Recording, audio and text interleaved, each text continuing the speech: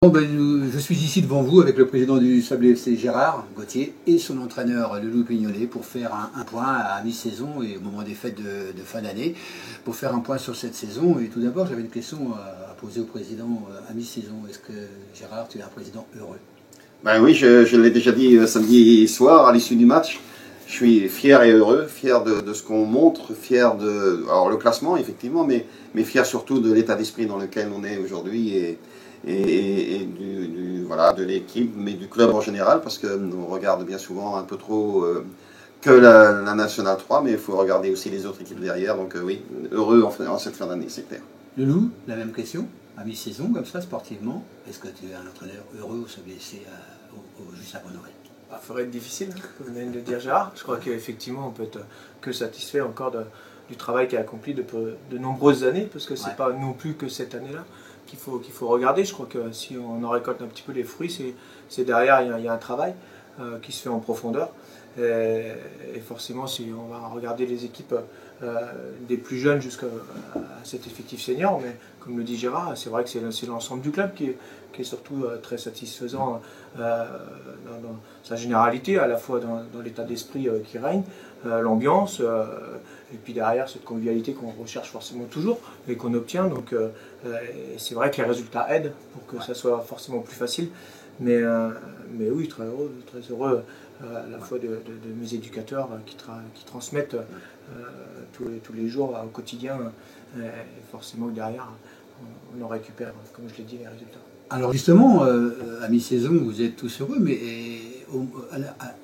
à l'orée de cette saison 2017-2018, on n'était pas forcément dans l'esprit d'être à des classements aussi hauts, quoi. Alors qu'est-ce qui s'est passé pour en être arrivé, qui est-ce qui répond, pour être arrivé à ce résultat aujourd'hui? Je vais laisser Loulou parler parce que c'est plus le domaine de la technique, là, mais j'aurais un mot. Non, bah, écoute, encore une fois, je crois que l'année dernière, on avait laissé quand même une année globalement dans la construction de ce que je voulais que ça soit moi dans les années à venir. Fallait que ça progresse, donc effectif, si je parle de l'effectif senior, oui, l'équipe première est aujourd'hui leader, parce qu'on a un objectif de maintenir pendant toute cette durée de ce championnat d'être dans les 5 premières places, parce que l'année dernière j'étais plus ou moins un petit peu frustré. Je pense qu'une 9e place, je crois, acquise, n'était pas complètement ce que je souhaitais. Je voulais me rapprocher de la 5e place pour permettre après derrière passer un cap. Et bon, il n'y a pas eu besoin, puisque cette année on est reparti avec peu de changements dans l'effectif. Mais justement, c'est peut-être aussi ça la clé de ce que l'on obtient aujourd'hui. C'est qu'un effectif qui a un peu changé, qui a été remodelé forcément par des postes qui me semblaient importants à combler. Et aujourd'hui, c'est surtout le comportement qui est forcément très positif dans cette équipe, dans ce groupe, parce que derrière, après, on obtient les résultats que l'on sait aujourd'hui. Donc voilà, c'est aussi l'équipe B, mais c'est aussi l'équipe C, c'est aussi l'équipe D. Donc il faut saluer, c'est un effectif senior aujourd'hui avec un encadrement pareil, qui est fiable, qui dans le temps montre fidélité, et forcément c'est un gage d'encouragement et de satisfaction pour tout le monde. Tout le monde se sent un peu surpris de se retrouver à ce niveau-là. Ouais. Alors comment l'expliquer? Ça prouve au moins une chose, c'est que ça tient aussi à peu de choses des résultats sportifs. Voilà, on a la réussite, il faut aussi l'admettre. On a ce petit brin de réussite qui fait qu'il y a des résultats qui penchent en notre faveur cette année. Peut-être que l'an dernier, dans les mêmes situations, c'est des résultats qu'on n'aurait pas obtenus. Donc ça joue à peu de choses. Après, moi, je suis de ceux qui disent aussi que la réussite se provoque. Donc effectivement, Loulou avec son groupe fait tout pour provoquer cette réussite. Donc c'est vrai que ça joue à peu de choses. Maintenant, moi, c'est ce qu'on dit aussi depuis un certain temps, c'est que cette élimination précoce en Coupe de France, peut-être, on n'en saura jamais vraiment si c'est le cas, mais j'ai le sentiment que il y a quand même eu une prise de conscience derrière de tout le monde, et comme par hasard, on n'a pas de défaite depuis, si je ne me trompe pas, depuis, mis à part la Coupe Pays de Loire, mais voilà, il n'y a pas de défaite depuis, donc c'est ça qui est intéressant aussi, c'est qu'il y a eu une vraie prise de conscience, les joueurs se sont remobilisés, il y a eu des choix forts qui ont été faits par le coach, Et puis derrière, les résultats se sont enchaînés. Donc voilà, encore une fois, ça tient à très peu de choses. Mais l'essentiel, c'est ça, c'est l'état d'esprit. Et Loulou a trouvé un état d'esprit qui correspond à ce qu'on demandait, à ce qu'on recherchait. Et voilà, il faut que ça tienne. On est dans un deuxième projet de 5 ans qui se termine cette saison, je crois, sauf erreur de ma part. Tout à fait. Mais est-ce qu'on n'est pas aujourd'hui à un résultat de ce qui a été décidé il y a 7-8 ans et justement, parce que quand on voit petit à petit, on l'a vu avec Simon Ortiz, un jeune 97 qui rentre, on n'a pas forcément des grands noms, des jeunes qui arrivent. Est-ce que ce n'est pas aussi le résultat de la formation? C'est en tout cas ce qu'on voulait faire, effectivement, comme tu le dis, François, depuis une dizaine d'années, depuis qu'on est reparti avec cette nouvelle équipe. C'était effectivement de former, de continuer à former, mais surtout de garder ces jeunes qu'on forme. Parce que autant avant on formait, mais on les perdait. Aujourd'hui, on arrive à les conserver. Et puis, grâce au travail qui est fait aussi par l'équipe d'éducateurs, de coachs, ces jeunes-là progressent. On va avoir aussi, avec notre section sportive, un outil qui va nous permettre encore peut-être de renforcer cette formation. Mais notre volonté qui était de former nos jeunes, aujourd'hui, elle fonctionne de plus en plus. On voit de plus en plus de jeunes dans nos équipes seniors.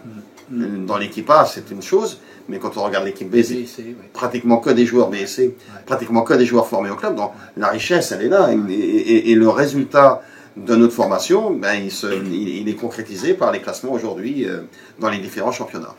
Au niveau de ton effectif groupe national 3, t'es quand même pas chanceux avec Alan qui a toujours des soucis, avec Émeric, avec Geoffrey Andeville, avec Flo Robert, t'as quand même, et malgré tout, tu te retrouves à la première place quand même, donc c'est bien le signe qu'il y a quelque chose qui s'est passé avec les jeunes, tout ça.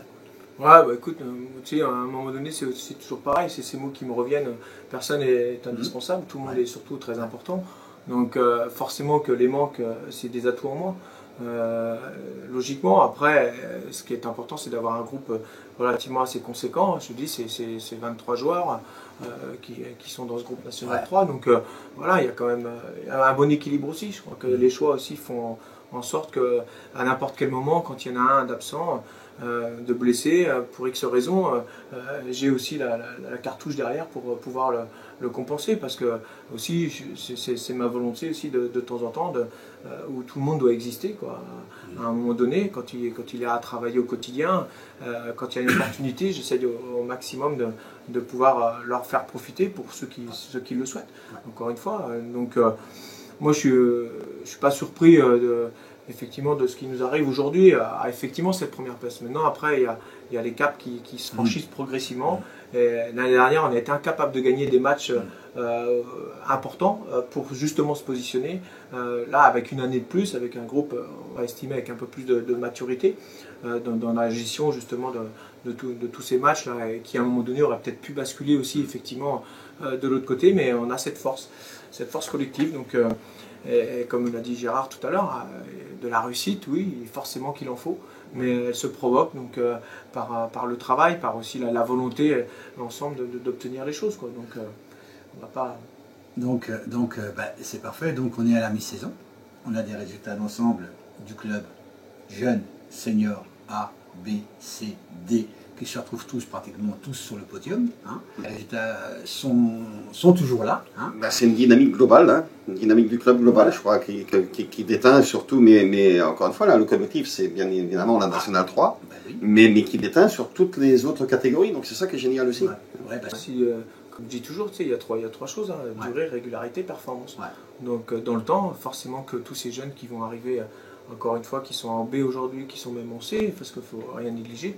Après, forcément que la logique, comme je le vois aujourd'hui dans mon effectif national 3, c'est d'en avoir le plus possible. Voilà, comme l'a dit Gérard tout à l'heure, je crois qu'il y a quelques années, le Football Club de Sablé a toujours eu cette masse de jeunes qui à un moment donné étaient exploités par l'extérieur. Et il fallait rapidement que ces seniors, comme la locomotive, qu'elle soit toujours à faire grandir tout le monde. Donc elle est présente encore aujourd'hui, il faut en profiter. Il y a de belles années, je considère qu'il y a encore de belles années, surtout à saisir. Parce que déjà l'effectif est présent. Après, comme je dis, le comportement, la manière du jeu surtout, que je vais parler. Moi ça me plaît, et effectivement ça fait des bons matchs de foot, et forcément que ça passera par là. Gérard, un petit mot, parce qu'il ne faut pas oublier non plus, c'est la section féminine. Il y a une section féminine au Sablé FC qui, de par sa quantité au niveau d'effectifs, pas loin de 70-75. Donc un petit mot sur cette... Oui, c'est une section qui progresse d'année en année, de saison en saison.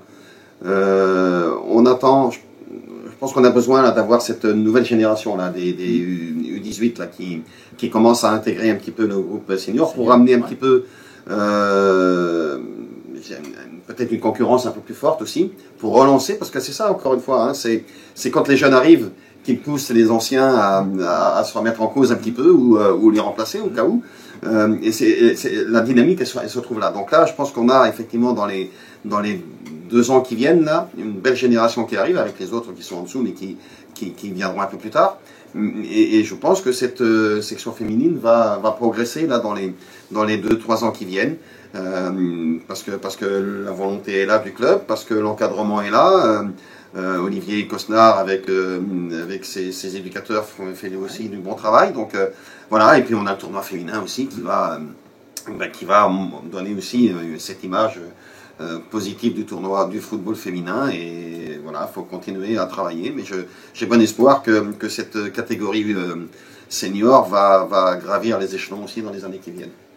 Pour finir 2017, donc, comme vous l'avez dit au début de cette vidéo, vous êtes un président et un entraîneur heureux, hein, et c'est vrai qu'il y a de quoi de l'être aussi. Hein. Maintenant, il y a la deuxième partie de saison.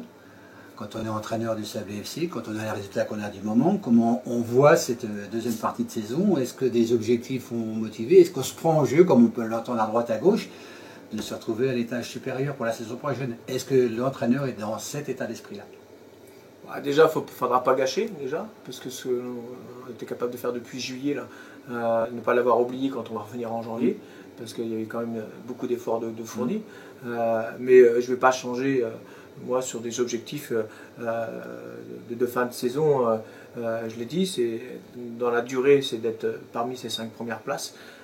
Et que si effectivement il y avait quelque chose à jouer dans la dernière ligne droite, effectivement me positionner en bel outsider, je serais hyper content.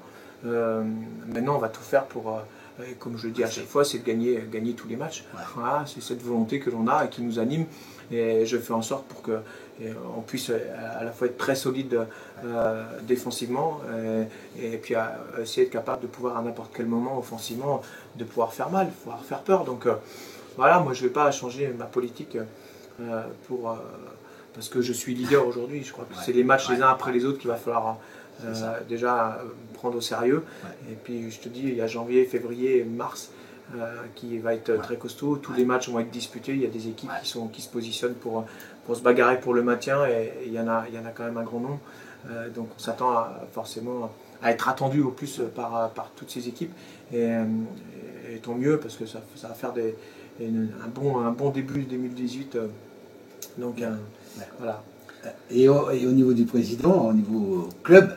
Oui, alors moi je dirais qu'il faut continuer sur cette dynamique. Je dirais que la première place, elle est plutôt anecdotique. Hein. Champion d'automne, pour moi, c'est anecdotique. Moi, ce qui m'impressionne surtout, c'est de voir des équipes comme Angers, Nantes derrière nous. Ça veut dire que quelque part, on a fait ce qu'il fallait, et que voilà, encore une fois, cette dynamique. Maintenant, le club va simplement suivre encore une fois le sportif. Il faut bien reconnaître que c'est souvent le sportif qui fait avancer le club dans un sens ou dans l'autre. Là, effectivement, si par bonheur cette équipe de Sablé venait à jouer les premiers rôles, il va falloir qu'on se pose la question de savoir ce qu'on doit faire, mais je ne vois pas comment on pourrait, si sportivement on se donne les moyens de monter à l'étage supérieur, il va falloir que nous, à notre niveau, on se donne les moyens de pouvoir l'accompagner. Donc ne vendons pas la peau de l'ours. Ça n'empêche qu'il faut qu'on soit vigilant, vigilant tout au moins qu'on y pense dès maintenant, parce que si ça doit arriver, il faut qu'on n'attende pas le dernier moment pour pouvoir réagir. Donc à nous de le faire maintenant, de continuer à laisser cette équipe travailler comme elle le fait, avoir les résultats, sans lui mettre aucune pression, parce que ça pourrait être aussi dangereux, de se dire on est premier à la fin des matchs aller, il faut qu'on soit premier à la fin des matchs retour. C'est pas comme ça que ça se fera, on ira à Angers, on ira à Nantes, enfin voilà, et puis comme dit Loulou, il y aura des équipes qui vont sauver leur peau, qui vont vouloir sauver leur peau, mais continuons à avancer ensemble, et puis on verra où ça nous mène, tout simplement. Si vous aviez 2-3 mots à dire aux supporters, aux dirigeants, à tout l'environnement du club, en 2-3 mots, par rapport à cette excitation qu'ils pourraient avoir due à cette première place, qu'est-ce que vous diriez? Ben moi, c'est ça. Ce qu'on a fait, c'est très bien. Ce que je disais tout à l'heure aussi, c'est que le football, c'est quelque chose qui est très fragile. Ça se joue à des points de détail. Ben oui, ce qui nous réussit aujourd'hui peut peut-être moins nous réussir demain. Ouais. Moi, j'attends simplement des supporters, de tout le monde, de tous ceux qui s'intéressent au Sablé FC, ben, qu'ils continuent à encourager, qu'ils continuent à encourager le club, qu'ils continuent à encourager les joueurs et l'équipe. C'est ce que je mettais dans le petit mot la semaine dernière. C'est que j'entends parfois des attitudes, des réactions dans les tribunes qui me blessent parce que les joueurs ne trichent pas. S'il y a un mauvais contrôle, s'il y a une mauvaise passe, c'est bien parce que ben voilà, c'est comme ça, mais continuons à encourager les joueurs. Et puis, je voudrais surtout rajouter, moi, un petit mot envers Loulou, parce que il est quand même à la base de cette réussite aujourd'hui. On a par le passé pu penser que Loulou, il y avait peut-être un peu de fatigue, il y avait peut-être des choses comme ça. On a tous des moments dans notre vie, mais même sur une saison où on est un peu moins. Moi, je l'ai vécu aussi. Mais je voudrais quand même rendre hommage au travail de Loulou et puis au résultat d'aujourd'hui, parce qu'il est en grande partie responsable. Peut-être qu'il a aussi retrouvé une nouvelle dynamique, quelque chose qui lui permet d'être voilà, un nouveau souffle quelque part. Mais la confiance qu'on a depuis un certain temps envers lui, elle est constante, elle est toujours la même. Je pense que lui aussi s'est remis en cause un petit peu et qu'aujourd'hui, il n'est surtout pas étranger au bon résultat. Un mot là-dessus? Bah écoute, oui, merci Président. Non, mais c'est surtout que dans le groupe dans lequel je suis aujourd'hui, forcément qu'à un moment donné, il y a un partage commun et que c'est beaucoup plus facile et que les échanges et forcément que le plaisir à côté de tout ça. Et puis, comme on le dit, on a envie de pousser cette équipe-là, ces joueurs surtout à donner le meilleur de soi, à exploiter tout ce qu'ils vont pouvoir avoir dans le ventre. Donc forcément, j'ai envie de les accompagner, je l'ai dit, ça fait 2 ans. Et voilà, c'est vrai qu'on a travaillé par moments, enfin on a traversé par moments des moments difficiles. J'ai pas toujours eu des groupes faciles à gérer, mais celui-ci est un bon cru. Donc encore une fois, je vais pousser avec le président, les membres du comité, enfin, les partenaires, tout ça. Effectivement, il va falloir être à la hauteur aussi pour, si on a à le faire, à bien les accompagner. Voilà. Après, comme tu dis, les mots qui font que demain, 2018, le plaisir déjà pour ceux qui viennent au stade, d'être contents de venir. Nous, effectivement, on va aussi, par plaisir sur le terrain, donner le maximum. Ils l'ont démontré. Après, solidarité, parce que derrière, forcément que ça va être des moments aussi qui ne vont pas être toujours très simples. Donc on va passer, je ne l'espère pas, mais peut-être des moments difficiles. Et puis avoir envie de partager les choses, donc dans le bon ou dans les mauvais moments. Il faut se préparer effectivement aux moments difficiles, tout le monde, en espérant qu'ils n'arrivent pas, mais être prêt au cas où ça arrive, tout simplement. Qu'est-ce qu'on pourrait dire quand même, parce que là on est dans les fêtes de fin d'année, pour terminer avant Noël, avant le premier de l'an, donc qu'est-ce que... tout simplement souhaiter de belles fêtes à tout le monde. En famille sans doute, et puis avec un petit peu d'avance, une bonne année 2018 avec la santé, puisque c'est ça qui est quand même le plus important pour nous tous, et puis le bonheur qu'on a à se retrouver tous les week-ends, tous les samedis, tous les dimanches, autour des stades, autour d'une même passion, parce que c'est ça, on est tous là pour une même passion. C'est ça qui nous mène, c'est ça qui nous motive. Donc que 2018 soit une aussi belle année que 2017. Oui, profiter de ces bons moments, surtout, ils sont importants. Voilà, c'est une fin d'année 2017 qui, j'espère, sera pour tout le monde à la hauteur pour 2018. Donc voilà, puis comme dit le président, santé avant tout, parce que nous, les sportifs, sans ça, c'est compliqué, mais pour tout le monde. Donc voilà, joyeuses fêtes à tous. Merci. Juste un dernier mot quand même, parce que pour démarrer l'année 2018, le club, la commission d'animation a mis sur place un déplacement en car. Un déplacement qui promet, puisque le car est déjà, il y a déjà 46 personnes. Donc si vous êtes encore intéressé de vous inscrire, il suffit d'aller sur le site du Sablé FC, vous allez avoir l'information qu'il faut pour vous inscrire. Mais dépêchez-vous parce que je pense qu'il y aura beaucoup de monde à Châteaubriand le 13 janvier 2018. Merci et bonne année à tous. À bientôt. À bientôt.